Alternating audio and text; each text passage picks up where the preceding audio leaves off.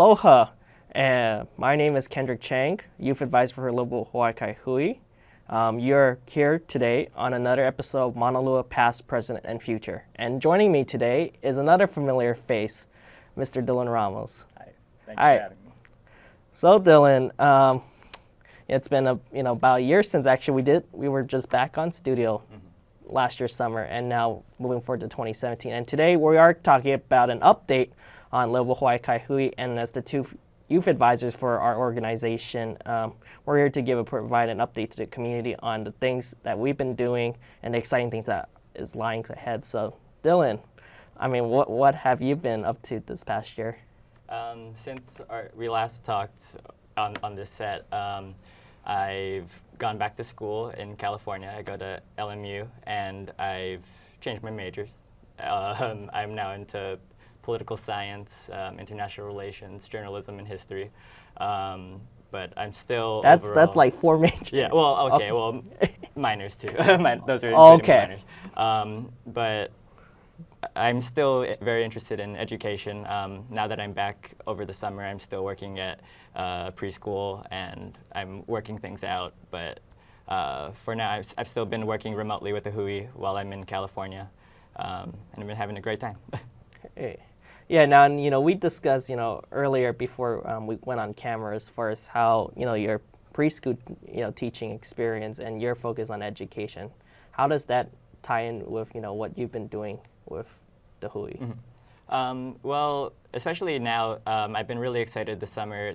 My boss at preschool actually has 2 locations, and this summer I've been working at a Hawaii Kai location. So it's been really interesting to be meeting new families and seeing this new generation that will quickly grow up just right before our eyes and start, hopefully, take on a lot of these things that we've been working on and just growing up and learning all the things around them. Yeah, now actually let's rewind back. Actually, we both knew each other from high school, and then I think what really got the two of us really on board with Livable Hawaii Kai Hui was the Kiwi Coastline and the Mauka lands raising the remaining $500,000. And even though we raised that $500,000 and surpassed that goal back in the summer months of 2015, but actually while we were away earlier this year in 2017, moving forward to now in April 2017, the Kiwi Coastline was finally, the purchase agreement was finally settled with the city and the state. So what is your take as far as just finally seeing that all come together? Hearing about that back in California, I thought I was really moved. And as we both know, we both wrote op-eds that were published on Civil Beat. And just like I said in my piece, I thought that this was a beautiful thing. I saw the ceremony that they held at Sandy Beach. I thought it was super beautiful, but it's just the beginning. I really believe that it's up to, again, not to keep saying this, but future generations to continue this movement and keep caring for these places around the community. Now, you mentioned future generations, and we really saw, as far as the volunteer group that came in, during the summer months of 2015, all different, personalities, all different backgrounds. People who probably on different issues or projects might be on opposite sides. So, what makes, just being part of the Kiwi Coast, Mauka Lands purchase special to you? And you touched that in your op-ed. Absolutely. Just especially just with Livable Hawaii Kai Hui, as you know, there's many different types of people coming from many different backgrounds. You and I only recently got into political science at school, but you and I are pretty different. I feel like we have pretty, I don't want to say opposing viewpoints. I think just different approaches. Exactly. And perspectives. Especially, so I won't name names, but some of our adult volunteers members, I know for a fact, they're more almost could butt heads outside of the group. But when we see us coming together for these projects that like Kiwi Coast, like Xavier Hale Complex and Keavy Wetland, there's so much common ground, and we all care about many different things, and it really comes down to local action and caring about our home.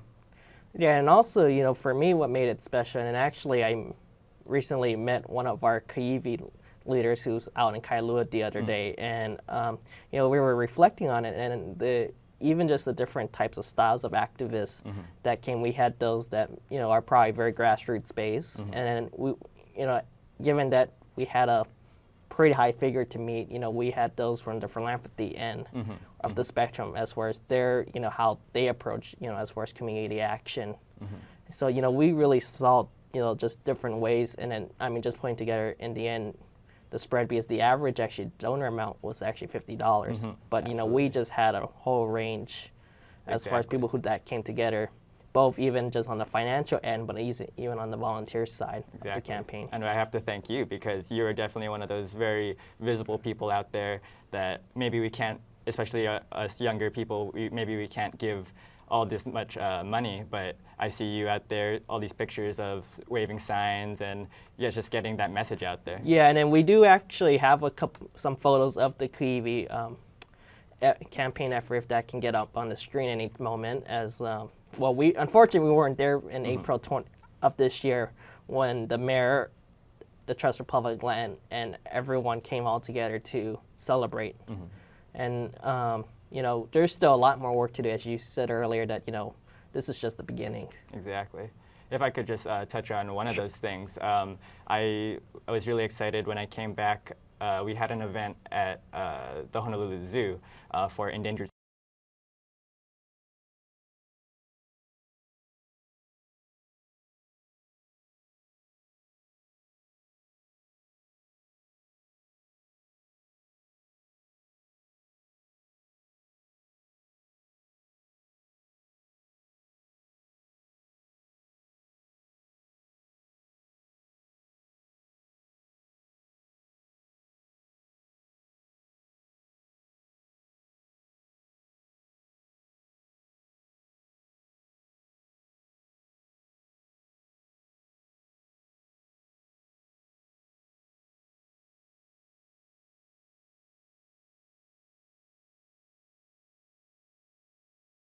Hawaii Kai Hui, the Trust for Public Land, is a national nonprofit. Fortunately, actually, I had the opportunity to intern this past semester at their Washington, D.C. office.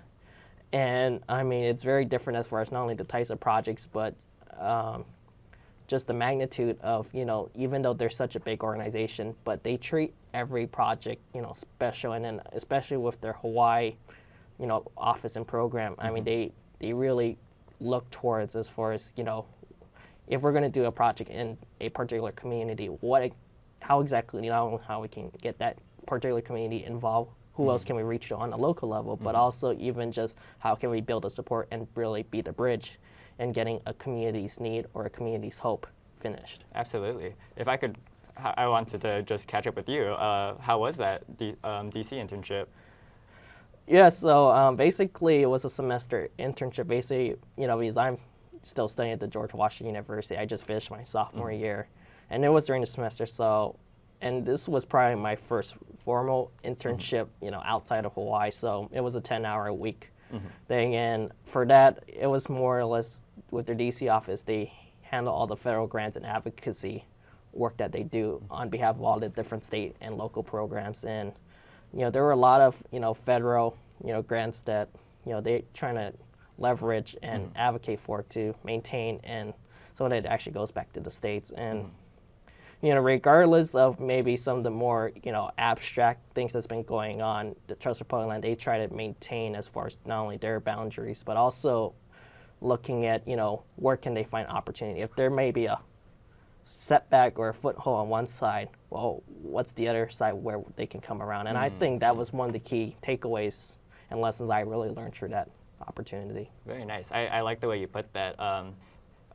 Speaking of the local side, when I first met Laura Kaakua here in Hawaii, I would never have guessed until like reading the bottom of her emails later, really how how wide a scope of projects she works on. Yes, actually, that's Laura right on the screen. perfect. And then Laura is the project manager from the Trust of Public Lands Hawaii Yes, office. yes. That was instrumental with helping us with the Keavy lands purchase. Nice, nice. Yeah, and then now, Keavy is just one project, and I think, that's probably the most noticeable because it's just along the highway strip right next to Sandy Beach. But what other projects have, not only myself, but you've been, working on with Livable Hawaii Kai Hui? One of those big projects that I'm very excited to work on is actually on the Hale complex and Keavy Wetland. And especially if you're from the area in Hawaii Kai, for years growing up, you would hardly suspect what is behind that fence in between the Oahu Club and what is now 7000 Hawaii Kai Drive. But now every second Saturday we have those community work days. For me, working remotely, I've only been able to help facilitate through emails, but I know that we've been bringing on different volunteers who've been able to help out throughout the month, and it's just looking more beautiful every time I pass by. It's amazing. Yes, and we do have a couple photos on the screen, and that's you. With and I think what makes it special is that just only several years ago, that parcel right on the corner of Hawaii Kai Drive was really just barren. Exactly. And we've been able to put a lot of work in, and also we have the ʻleloNet that inhabits the wetland.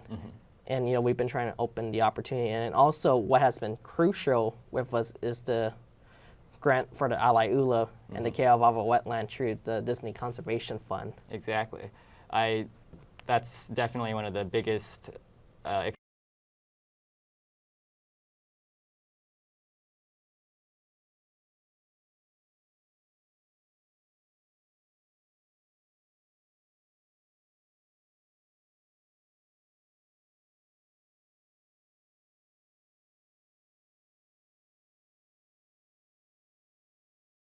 choking the wetland right now. Right.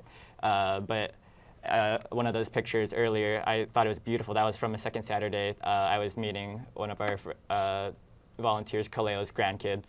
That's who that was. And it was amazing to see all the diversity of people who were there, all ages. And she showed me, it was very cute. She wanted to show me, she walked me around to the back where you can't really see from the road. And that's where you really see this clearing of where a lot of work has been done to make these little patches where the ʻleloNet really like to forage and live and play. And that was, honestly, that was my first time seeing an actual ʻleloNet in person. Yeah, and actually what makes it special is just the imagination or just the perspective that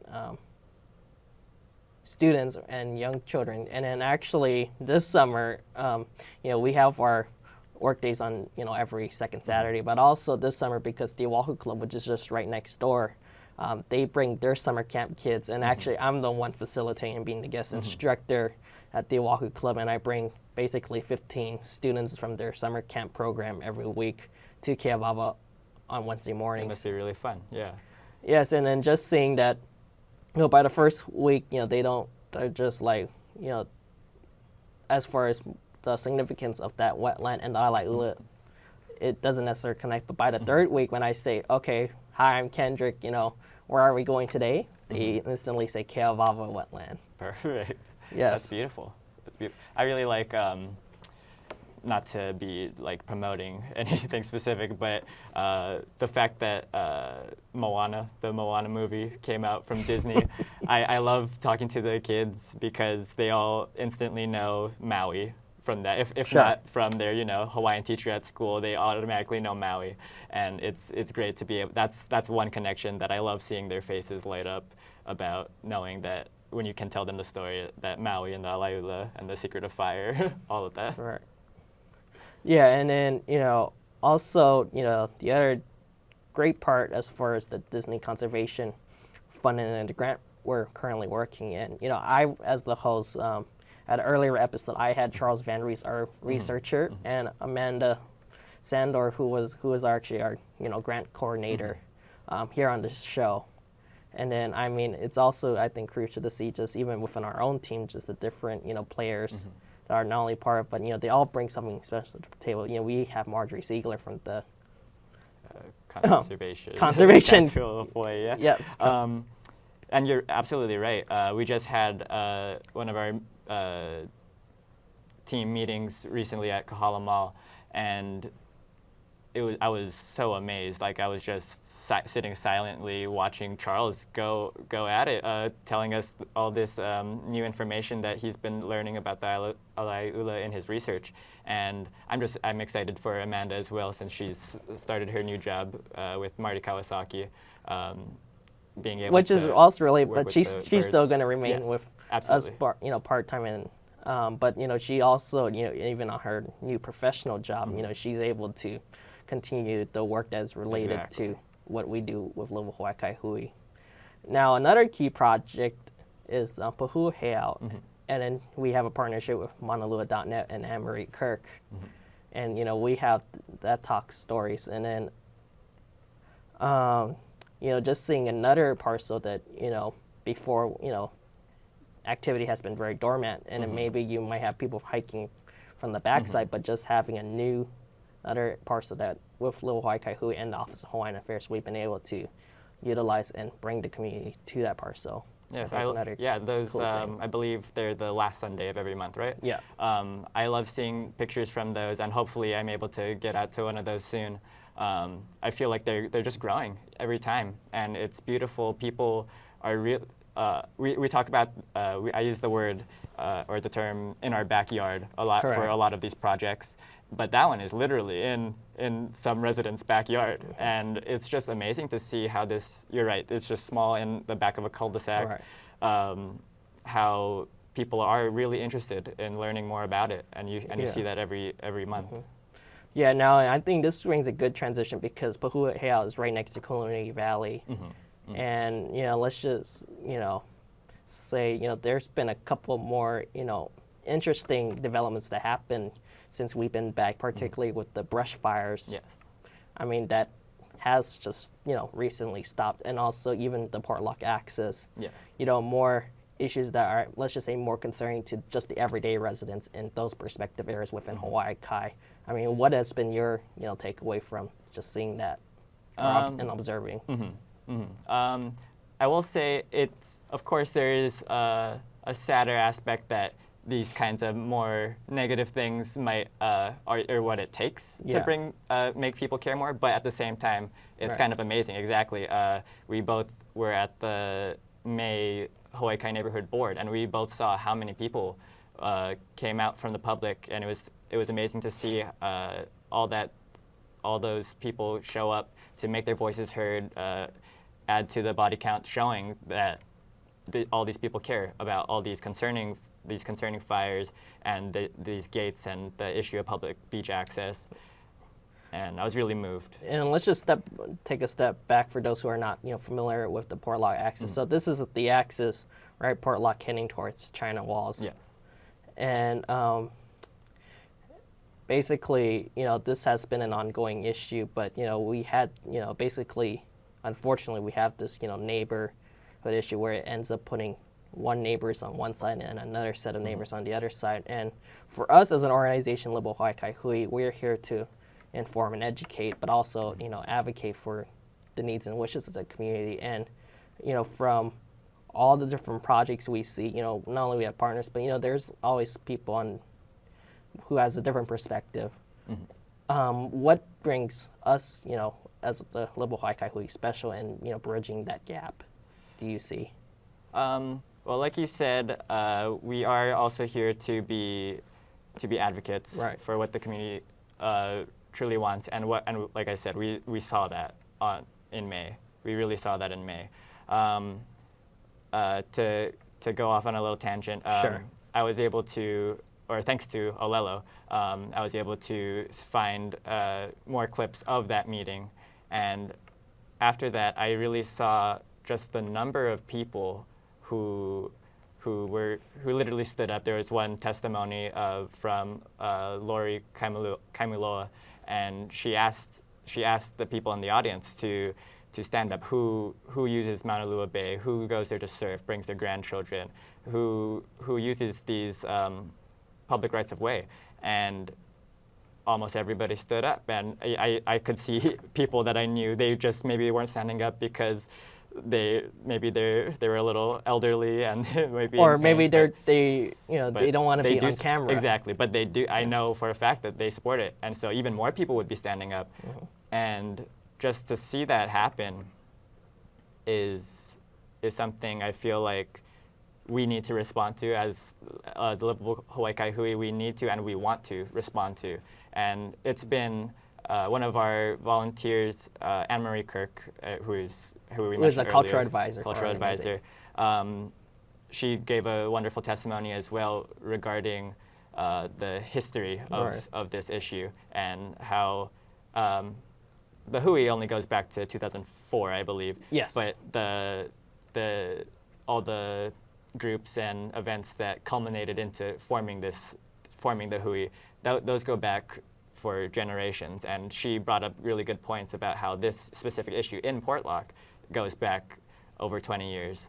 And it's sad, but also encouraging to see the continued support all the way through 2017 that we have to make sure that these issues get solved. Right, and I mean, it does take a lot of effort and really just coming together. Hana ho. Exactly. Right. Exactly. And just transitioning for your personal side, you kind of have all these different, academic interests back at Loyola Marymount. I mean, is there anything that from the Hui side and your experience that when you go back to school or on assignment that you'll be like, it kind of clicks to you, or you're able to kind of bring that to?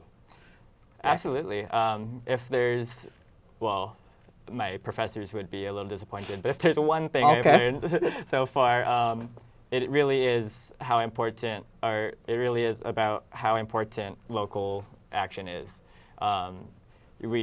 Especially coming out of 2016, this election cycle, we're reminded how the public really starts to care around around presidential elections, around federal issues, but it really comes down to state, city, local action, and that's where you can really affect a lot of change. Right.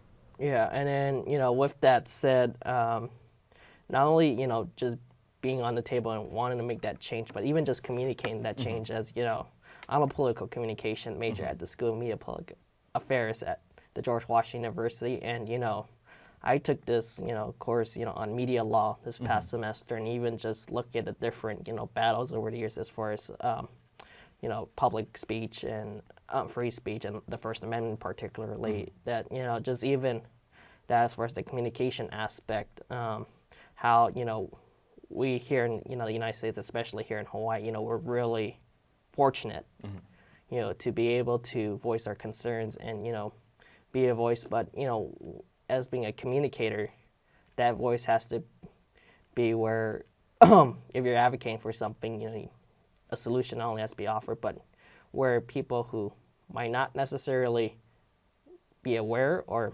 or as informed as you initially, just getting them to understand, where you're coming from. Exactly. Is key. Exactly. That's why I also am. It's a small part. It's one of my minors, but I'm very interested in journalism as well because I really feel like that's one way to be improving. Yeah, like you said, these communication skills and also advocacy. It's a really good tool. Yes, advocacy is the key. And now, as far as the Hui, in the month of July, we had some quite exciting events. Want to share as far as yes. we were both instrumental in planning these events, and and I would say it took a big part from June and May when we came back for the summer. Exactly. Yes. So you're talking about these talk story series that we've had at the Oahu Club, and what we've been able to do is bring on these different Wednesday nights, we've been able to bring special guest speakers to talk about wetland ecology, like Charles Van Rees and Amanda Sandor. Yes. And we also have one person, Mahila Pierre, who's been, I like that word, instrumental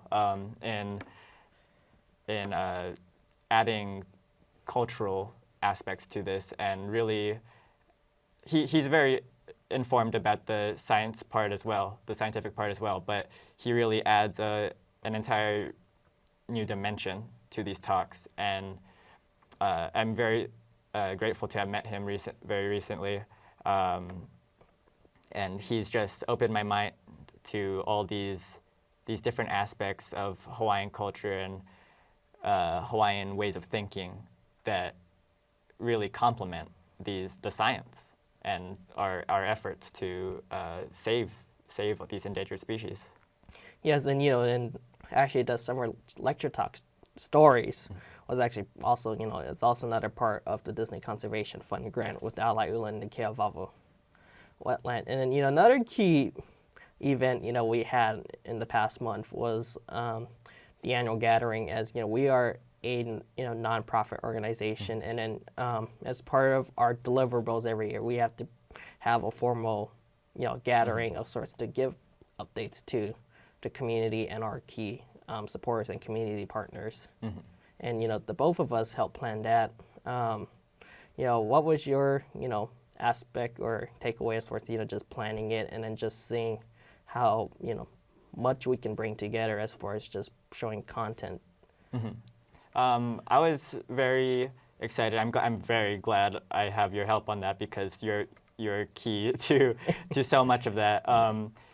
I was a little taken aback at first when our director Elizabeth Riley approached us about really taking on these coordinating roles for the gathering.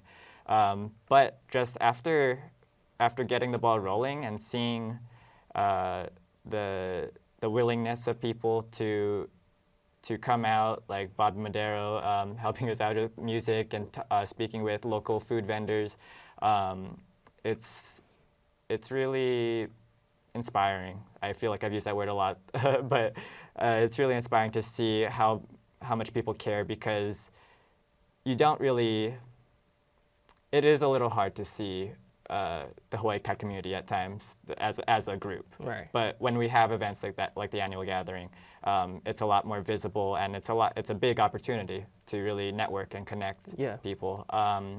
So I mean, basically inspiration is the key, and Livable Hawaii Kai Hui has been doing that, trying to not only keep the elders together, but also just bring in a new generation. Exactly. And unfortunately, we just run out of time. But thank you to everyone who has taken the time to watch another episode of Maunalua, Past, Present, and Future.